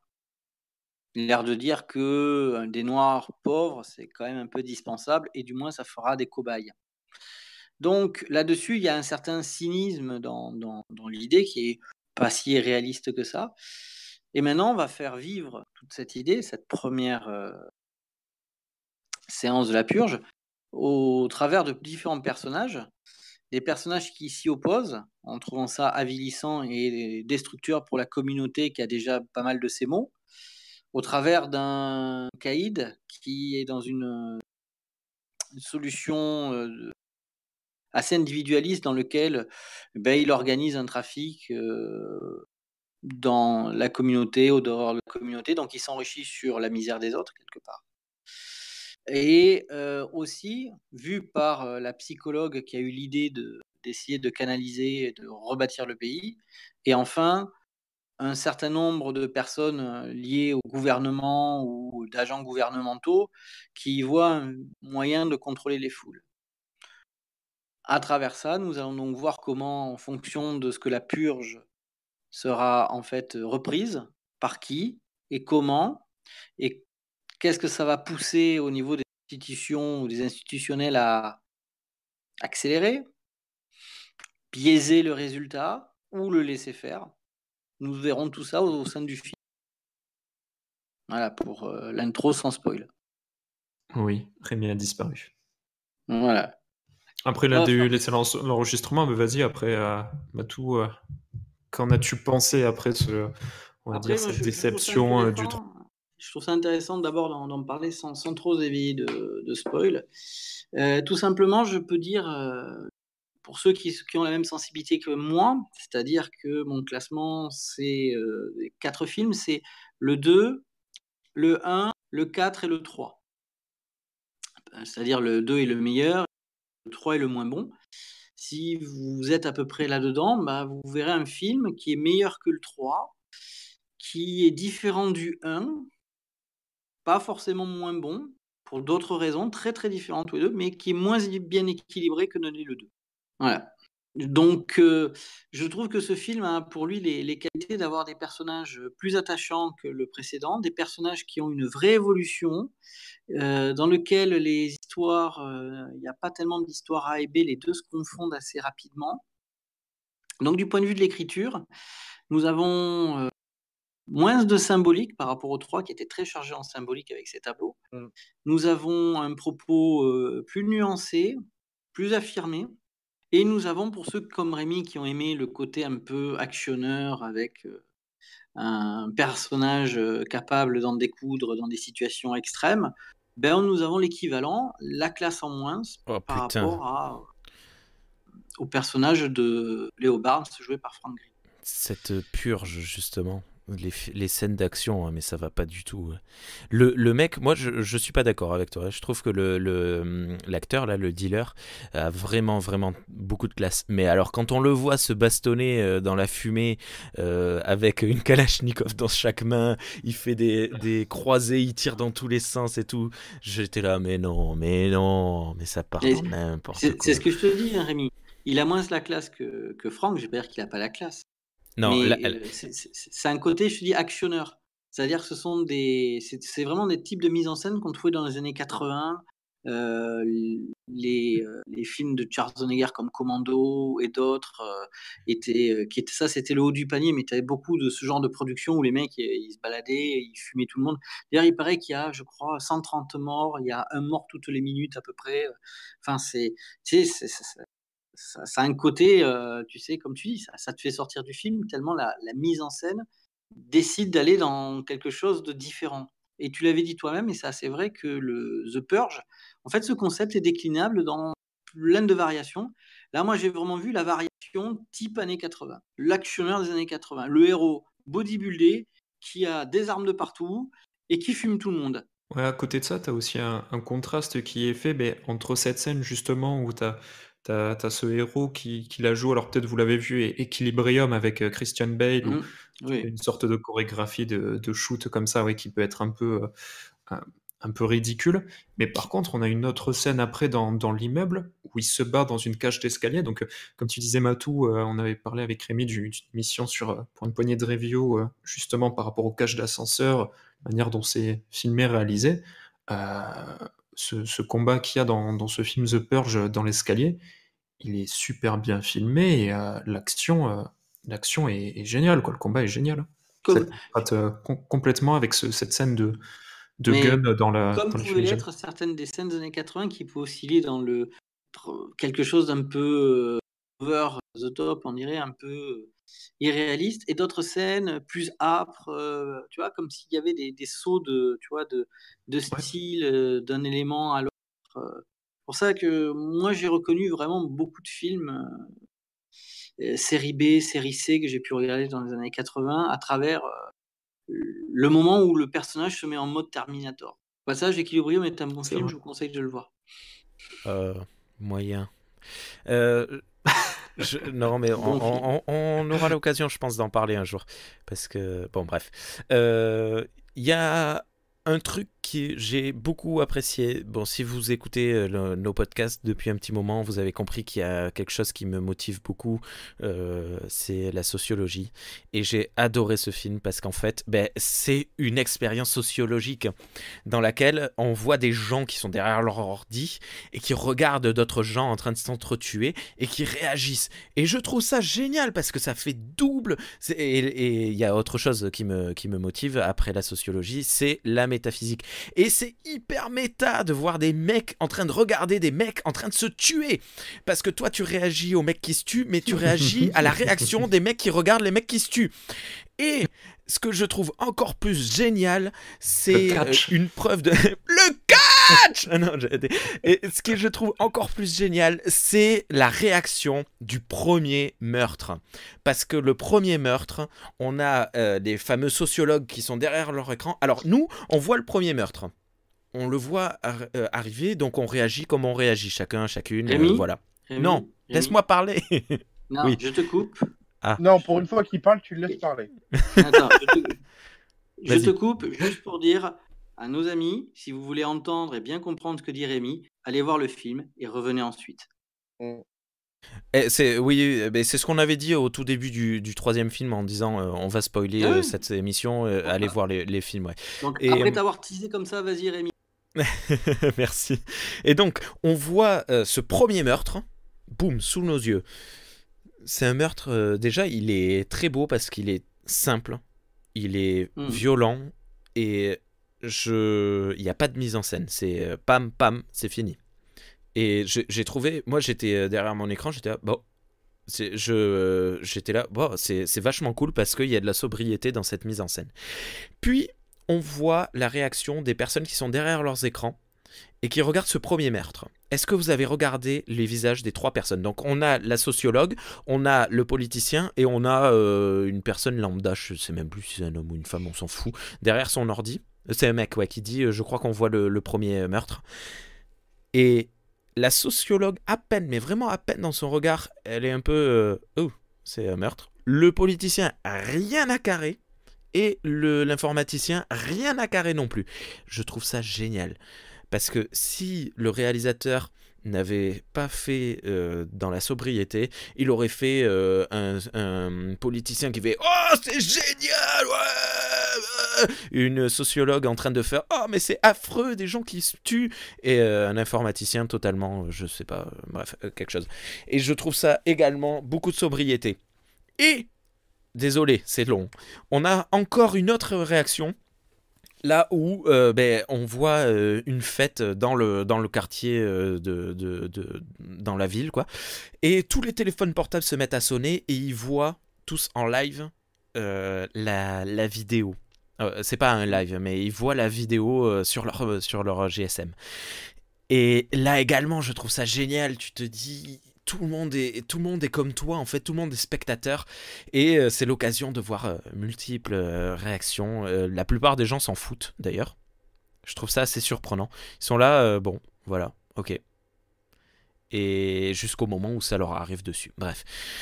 J'ai beaucoup aimé ça dans ce film. À savoir que au début du film, j'avais tellement été hypé par le troisième film, j'avais tellement hâte de voir le quatrième film que j'ai pas pris de notes de suite. C'est au bout d'un moment, ben, je pense avec... Ah non, c'est avec les lentilles, mais ça on en parlera plus tard. Sur le coup, j'ai fait putain, j'ai oublié de noter ce que je suis en train de voir. Mais pourtant, le quatrième film m'a beaucoup moins plu. Mais bref, c'est pas grave. Bref, désolé d'avoir monopolisé aussi longtemps. J'ai trouvé ça très très beau, à la fois de la sobriété dans la mise en scène, un contexte sociologique et de la méta. C'est tout pour me plaire. Voilà, qu'en as-tu pensé, Charles? Bah, je vais être enjoué aussi, mais pas sur la même chose. Putain, ces yeux bleus bioniques, c'est trop la classe. Ah, c'est génial. Visuellement, c'est une tuerie. J'ai vu la scène, et en fait, quand ils en parlent, ils disent oui, vous allez mettre ces lentilles, machin, ça va enregistrer. Ah ouais. Bon, c'est un peu bizarre comme technologie, c'est bizarre qu'ils nous en parlent que maintenant. Bon, bah, on va voir ce que ça donne. Et en fait, j'ai compris. En fait, cette technologie, c'est juste pour foutre du visuel. Et donc, du coup, t'as le gamin qui doit essayer de survivre, du coup, qui a les yeux bleus, mais bleus clairs, et tous les autres oscillent entre le violet et le rouge. C'est génial, c'est génial. C'est génial. À un moment, ils sont dans un bâtiment, donc dans un entrepôt en fait abandonné, et la seule chose que tu vois, c'est les yeux en fait qui passent à travers le bâtiment. Mais c'est une tuerie. Cette idée-là, c'est une tuerie. J'ai limite déçu en fait que ça prenne pas plus de place dans l'histoire. Mais bon, je pense qu'ils en avaient fait le tour. Mais c'est vrai que visuellement, je me suis repassé la scène 3-4 fois, moi. Tu as la scène aussi dans la rue où des mecs l'observent à travers des fenêtres. Oui. Ils Et bougent qui ferment quasiment les pas, yeux. ils lui font juste des petits coucous. Mm. Là, je trouve que c'était là où les lentilles rendaient super bien. Le Ouais. flip absolu. Jusqu'au moment où j'étais là, mais ferme tes yeux, ferme tes yeux. Il est dans une scène, dans une pièce toute noire, et il y a quelqu'un qui regarde par la fenêtre. Donc on voit les yeux bleus qui regardent par la fenêtre, et lui il est dans le noir. Et là tu dis, mais ferme les yeux, sinon on va te voir. Et il ferme les yeux, et c'est génial parce qu'il sait pas si on le voit ou pas, et il peut pas le savoir. Et c'est magnifique. Et ben tiens, d'ailleurs, ça me rappelle à nouveau Silent Hill, la scène où quand t'es dans le noir ça va, et dès que t'allumes les lumières, ça va plus. Il y a un truc dans les jeux, je crois, dans les jeux vidéo, je sais plus. Bref. Tu sais, ça arrive avec certaines rencontres aussi. Bref, faut mieux. On va pas détailler, Est-ce que vous avez remarqué? Alors, il faudra peut-être m'expliquer cette scène. Je pense que ça va être Matou. Le frère et la sœur ont l'entaille sur le cou au même endroit. Est-ce qu'il y a une signification ou c'est juste par hasard? Enfin, pas marqué plus que ça. Mais comme je dis, le film est beaucoup moins chargé que les autres. Il y en a peut-être une, mais ça m'a moins marqué qu'autre chose. D'accord. Parce qu'au début du film, Skeletor, un des méchants, Oui. enfin, oui, mais déjà, il y a des méchants et des gentils. Bon. Et Skeletor taillade un des personnages principaux au niveau du cou. Et donc, il a une cicatrice sur le cou. Et au milieu ou vers la fin du film, il attrape la sœur, le personnage féminin principal, et l'entaille au même endroit. Et sur le coup, je me suis dit, tiens, il y a quelque chose, peut-être une... Non, c'est juste liaison, parce qu'ils savent qu'il sait qu'ils sont frères et sœurs. Il comprend que tout est parti à peu près du même moment. Et donc, c'est une manière de la marquer comme il a marqué son frère. C'est une manière de montrer que c'est lui qui domine. D'accord. Au passage, l'acteur a passé le casting. Je suis désolé, ça a coupé. L'acteur a passé le casting, L'acteur a passé le casting en Skeletor, il me semble. ce qui veut dire... Il avait déjà les marques Ouais, sur t'as le avec visage, le tu veux costard, dire. allez, vas-y, je joue Skeletor. D'accord.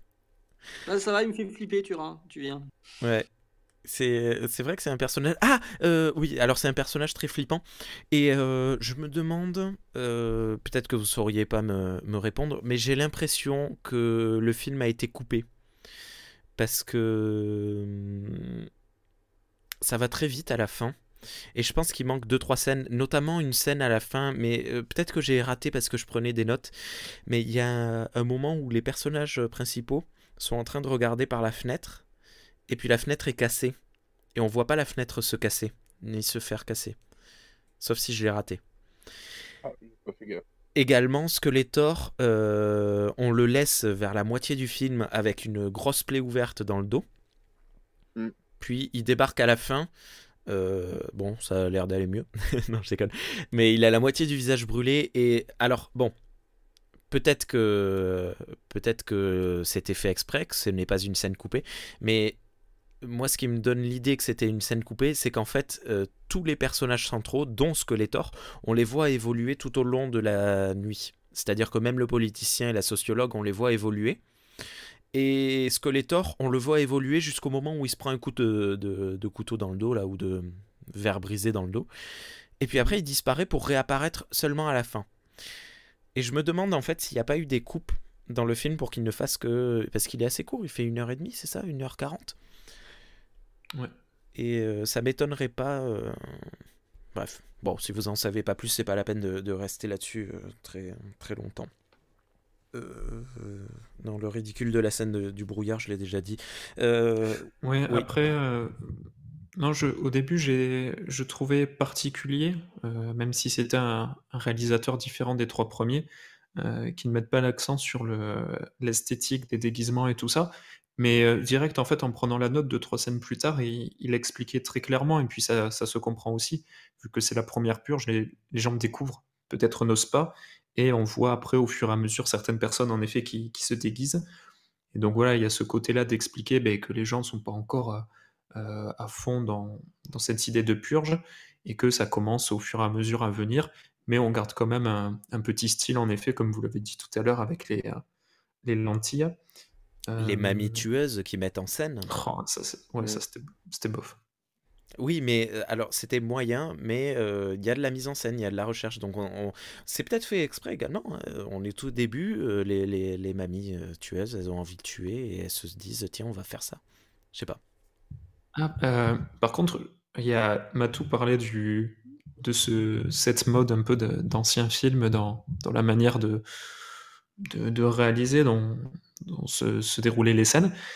Le héros, justement, qui vient sauver la famille dans l'immeuble à la fin, il est en Marcel Blanc, quoi. Genre en mode piège de cristal, le mec Ouais. badass, quoi, qui a des armes de partout, qui va Ouais. tout démonter. J'y ai Ça pensé m'a fait penser à également. ça. Et ouais, carrément. Il débarque en Marcel Blanc. Il fait, ouais, c'est carrément ça. Il monte la tour façon Raid 2, Raid 1. C'est vrai, c'est totalement vrai ce que tu dis. Oui, c'est ce que j'avais marqué. Les bagarres à la main nue me rappellent le film Raid. J'ai un truc, mais je vais changer de sujet. Donc, si vous voulez, allez-y, si vous avez des trucs à... Sur le sujet là, non. Non. Je voudrais parler en fait moi du casting qui a été réalisé pour choisir le politicien des nouveaux pères fondateurs et la scientifique, la sociologue.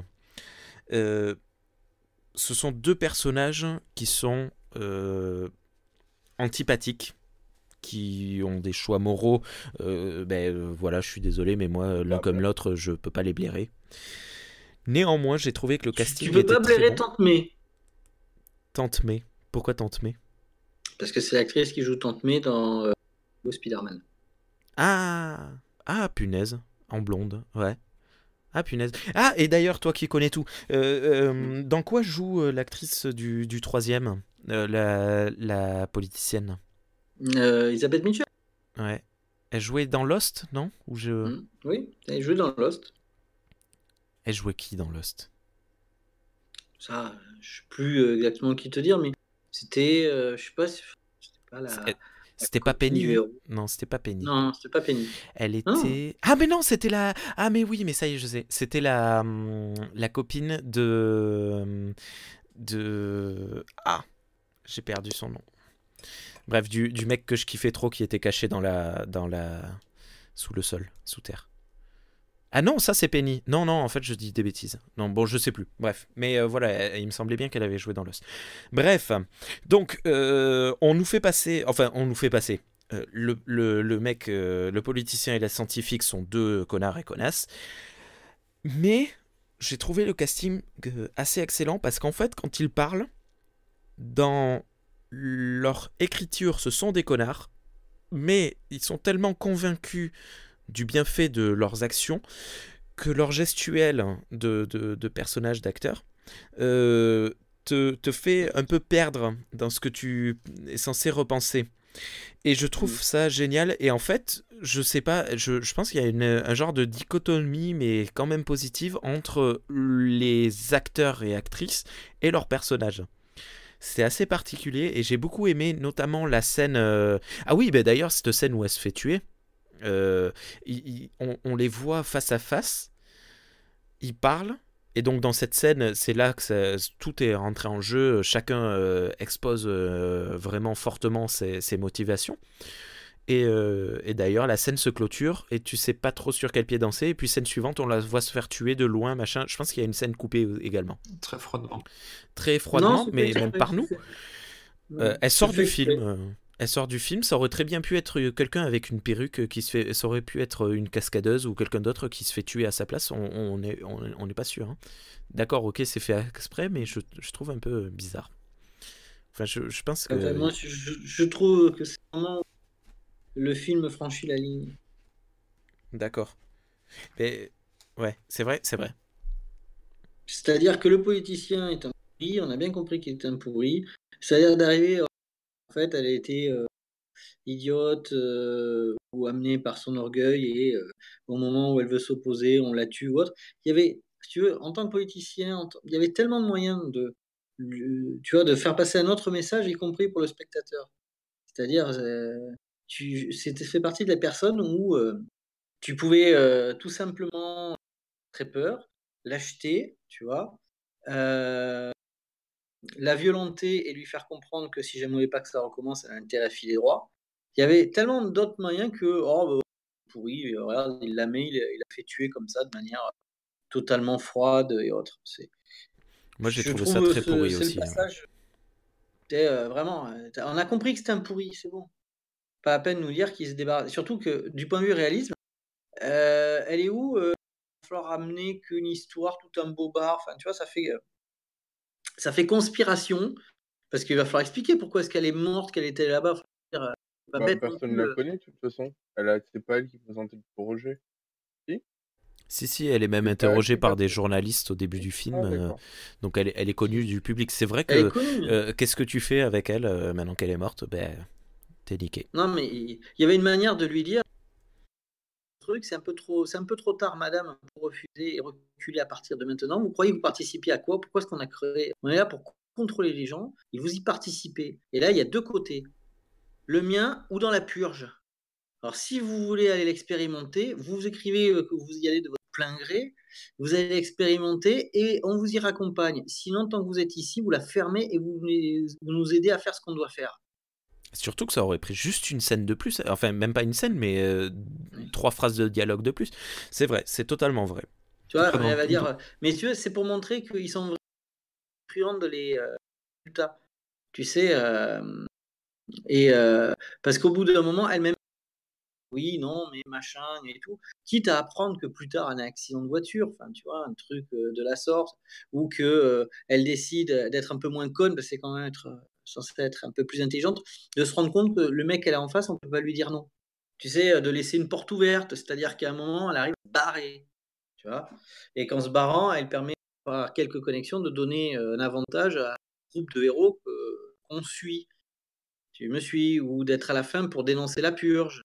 Enfin, tu vois, ce genre de choses, d'avoir un peu plus là de nuance. Là, c'est juste, ah, t'as été une crétine, et ben tu vas voir, allez, bam, on te tue dans un parking, merci, au revoir. Ouais. T'as aussi le cas, à la toute fin, les héros s'en sortent et tout le monde se tient par les épaules et le film se termine et on est là à se dire mais attends, justement, là on parlait de la psy justement qui vient de se faire tuer, mais est-ce que quelqu'un va peut-être réagir à sa disparition? Et il y a aussi l'idée des milices qui sont intervenues, qui ont ces tatouages et tout ça, les gens ils vont parler de complot et tout ça, il va sûrement y avoir des réactions et c'est pas du tout développé, c'est-à-dire nos héros ont survécu, mais ça s'arrête là. Tout ce qui était les questionnaires qu'il y avait pu avoir en début de film, ou comment le gouvernement est impliqué là-dedans, c'est pas traité. C'est totalement vrai. La fin est très rushée. Hein. Ouais. Oui, elle est rushée, exactement, elle est rushée. Moi, que le gouvernement s'en mêle, que les mecs, ils font pas assez dans la purge et viennent y mettre pour truander, moi, je suis assez d'accord. L'idée, elle est bonne. Après, c'est le traitement, la manière dont tu le fais. Il aurait fallu, tu sais, il y avait tu avais je sais plus dans quelle série ou film j'avais vu ça, mais euh, tu sais, oui, non, c'est dans le 13e. Tu sais, on ne sait pas si ce sont des créatures fantastiques ou si ce sont des hommes. Et après chaque assaut, il reste plus de cadavres des leurs. C'est-à-dire les mecs repartent avec leurs morts. Et si jamais il y avait eu ça, c'est-à-dire qu'à la fin de, tu vois, de la purge, ils étaient revenus, ils avaient pensé laisser les cadavres pour pouvoir être, tu sais, montrer qu'ils avaient une preuve que le gouvernement soit intervenu, puis ils arrivent, il n'y a plus les cadavres. Là, tu te dis que justement, il y a une certaine nuance. Ils avaient prévu, au cas où ça déconne, un plan B pour sortir toutes les preuves possibles et tout, pour pouvoir continuer à dire que c'était une bonne chose, etc., etc. Donc, tu t'étais, à mon avis, beaucoup plus nuancé, intelligent que le rush dont tu parles. Parce que la fin, c'est vraiment, il fallait qu'il soit là pour qu'on ait le moment raid, piège de cristal, actionneur, tout ce qu'on veut de la fin, qui est un long moment de bastonnade. Et puis surtout qu'on voit toutes les personnes, tous les survivants et survivantes du quartier qui marchent à l'unisson avant. Et on se dit, ah putain, et moi tu vois, cette image, je l'aurais plutôt vue à la fin du 2, pour annoncer le 3e. Mais là, je me dis, dès le début, en fait, les gens, ils savent que c'est de la merde et qu'il faut trouver un moyen de contrer ça. Mais en fait, non, ils ont mis 40 ans pour, pardon, Mais, pour y mais arriver. c'est là où il y a un des problèmes. C'est-à-dire que tu as raison. Mais ça a réussi. Le message positif du film, c'est que face à ce piège, la À la communauté, mer, pardon. on a réussi à la ressouder. Même lui qui était dans une position d'être dans tu sais, un moyen de se faire sur le dos des autres, parce qu'il a une vie très confortable à la fin. Sauf qu'il a été quitté par sa nana parce que, grosso modo, il était devenu quelqu'un qui faisait plus de mal au quartier que du bien. Et tout son truc, c'est de se reconnecter, de refuser que la purge se fasse, c'est-à-dire il se rappelle qu'il a une conscience sociale. Et tout ce quartier y arrive. Sauf que, encore une fois, c'est un quartier noir et de pauvres. Si encore expliquer que les autorités ont fait jouer leurs paroles contre celles du quartier, ont bidonné les choses pour avoir le résultat qu'ils voulaient et tout, et que on ne les a pas écoutés, on ne les a pas entendus. Tout ça parce qu'on ne va pas, on va pas croire. Tu prends le héros à la fin. Il suffisait simplement de dire que c'était un dealer, et on ne va pas croire un dealer quand même. Entre un politicien, tu sais, où le politicien, tu sais, devant dire, c'est votre parole contre la mienne. Moi, j'ai fait les meilleures écoles de ce pays, je participe à l'édifier après la crise qu'on a connue. Vous ne faites Carrément. que... Hein? Non, c'est Pardon? carrément ça, ça aurait été super intéressant. Ouais. Tu vois? Et de montrer que et que quand on n'écoute pas, tu sais, qu'on disqualifie des gens par rapport à leur origine sociale, en fait, on ouvre une phase de chaos. Ok, je pense que c'est une bonne conclusion pour ce 4e et dernier film de la Qui, saga. qui, à côté de ça, a beaucoup de qualité. Même le côté Oui. actionneur, tu mets ça de côté, il y a du spectacle. Et moi, je trouve que le personnage de la petite amie est trouvé mais attachant au possible. Oui, J'ai il est trouvé très très bon ce personnage. ce- Et cette conscience politique, cette manière qu'elle a, la manière dont elle veut s'occuper de son frère, enfin, tout est vraiment attachant. Et vraiment, c'est de tous les The Purge, c'est le personnage pour lequel j'ai vraiment ressenti l'envie qu'il n'y arrive à rien. Alors quand l'autre il débarque pour aller régler ses comptes et la sauver, j'étais à fond avec lui. Là, j'avais le Marcel à côté de lui. moi j'avais Marcel à côté, mais c'était dans une autre pièce. Pour les personnes qui n'ont pas suivi, c'est le nom de mon fils. Bon, écoutez, je pense qu'on finit sur une note positive. C'est cool, je m'attendais pas à ce qu'on finisse sur une note positive à propos de ce 4e film. C'est très très bien, je suis très heureux. On va faire un dernier petit tour de table, non pas pour parler du 4e film, mais de la saga dans son entièreté, sur ces 4 films. Charles, dis-nous tout. Est-ce que tu conseillerais à nos auditorices le visionnage ou le revisionnage de ces films? Alors, un premier en sous-régime que je déconseillerais personnellement, car complètement indispensable pour moi. Un deuxième qui, lui, commence à valoir le coup. Un troisième excellent. Et un quatrième qui, pour moi, est entre le moyen et le excellent. Et toi, Matou? Moi, je le conseille dans la production actuelle beaucoup trop formatée, qui cherche partout à avoir ces bonnes idées qu'on appelle des high concepts, des grands. The Purge y arrive. Sur 4 films inégaux, certains touchant, à mon avis, peut se faire de mieux dans l'équilibre, dans lequel tu mélanges tout ce qui peut faire un film, symbolique, art plastique, narration, interprétation. Le 2, pour moi, est un des meilleurs films que j'ai vu depuis au moins une vingtaine d'années, je ne peux pas le dire. Donc, regardez-la. Vous pouvez la revoir parce que vous verrez des choses que vous n'avez pas vues la première fois. Et ce sont des films qui valent la peine d'être, on va dire, réfléchis, pensés, grattés pour voir au-delà. Ce qui, encore une fois, est assez rare de nos jours. Et enfin, ça montre que des idées, de l'écriture et savoir mettre en scène, ça donne 4 films qui ont trouvé leur public, qui ont été hyper rentables. Et donc, on ne peut parler que d'une réussite en parlant de ceci. Donc, j'aurai qu'un seul mot. Même s'il y a des choses inégales, encore. Ok. Et mon avis rejoint le tien, Matou. Renaud, dis-nous tout. Qu'as-tu pensé de cette saga? Comme mes deux collègues, à la fois une saga inégale, mais très intéressante, notamment dans cette période actuelle. Les films ont une certaine saveur, en fait, qui fait qu'on a une certaine saveur, en fait, qui va nous pousser à regarder le suivant. On sait qu'il y a des choses qui sont un peu faibles, d'autres où il y a des points très positifs, mais on a envie de savoir, en connaître plus dans cet univers, connaître ces différents personnages, ce qui les anime, ce qui les pousse à aller de l'avant, comment ils réagissent face à ces situations. C'est des films que je trouve très accessibles, parce que voilà, je le rappelle encore une fois, c'est un mélange de plein de genres différents.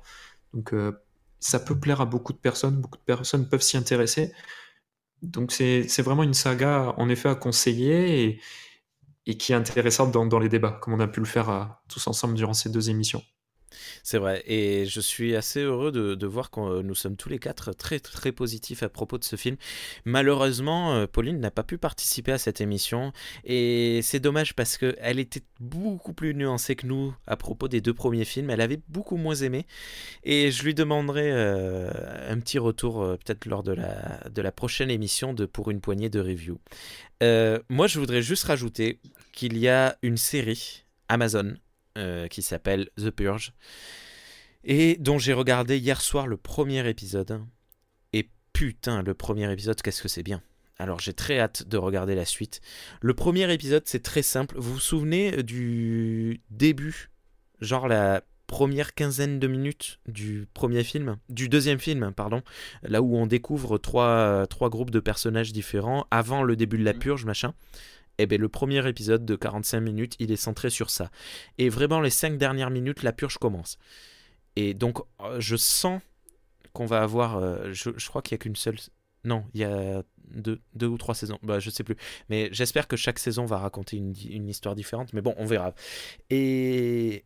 c'est un très très bon démarrage pour moi, cette série. Alors j'ai très peu de temps pour regarder des séries, mais j'ai très hâte à continuer cette série. 2 saisons, Rémi. Elle a été 2 saisons.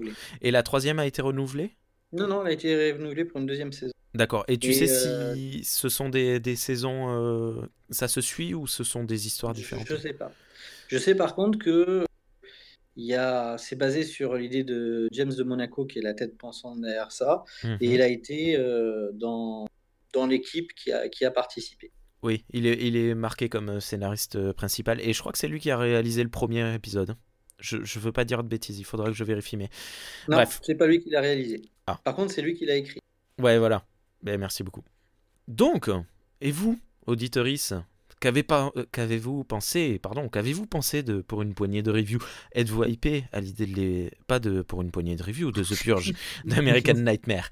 Qu'avez-vous pensé de cette saga de films et de séries? Est-ce que vous les avez vus ou non? Est-ce que vous avez envie de les voir? N'hésitez pas à nous envoyer des petites réactions. ou à nous rejoindre directement sur le Discord. Vous avez le lien dans les notes de l'émission. Vous pouvez également nous contacter et parler avec nous sur les réseaux sociaux, Facebook et Twitter. Donc dans tous les cas, c'est pour une poignée de reviews. Ou via mail pour une poignée de reviews avec le 2 en chiffre 2 et review sans S, désolé, @gmail.com. Voilà, il ne me reste plus qu'à vous souhaiter à toutes et à tous une très bonne journée ou une très bonne soirée. Au revoir Charles. Au revoir. Au revoir Renaud. Salut Rémi. Et Salut au revoir à toutes et à Matou. tous. Pardon. Bonsoir, et je tiens à préciser que si Pauline n'est pas avec nous, c'est tout simplement parce qu'elle n'a pas survécu à la purge. Qui l'a tué? Oh my God.